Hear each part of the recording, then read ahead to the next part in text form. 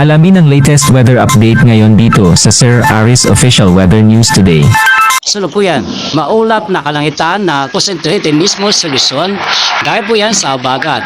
Itong habagat ay naapektuhan itong Luzon at ng Visayas.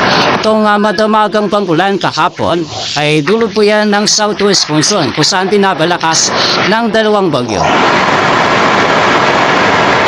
Sa labas ng ating Philippine Area of Responsibility, tatlong bagyo na po ang aming binabantayan.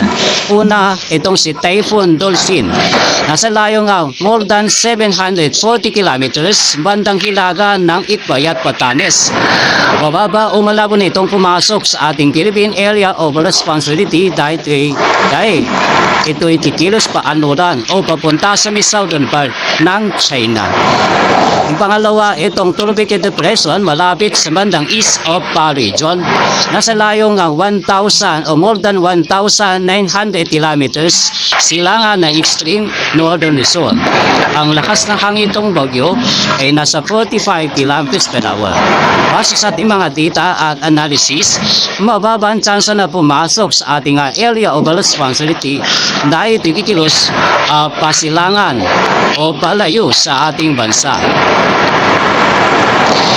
Ang pangatlo at huling bagyong ating binabantayan is ating tropical depression na sa layong more than 3,400 kilometers silangan na extreme northern Luzon. Ang lakas ng hangin ay umabot din sa 45 kilometers per hour. Malabo ding pumasok o mababa ang tsansa na pumasok sa ating sa ating area of responsibility na ito'y kikilos ding palayo sa ating bansa.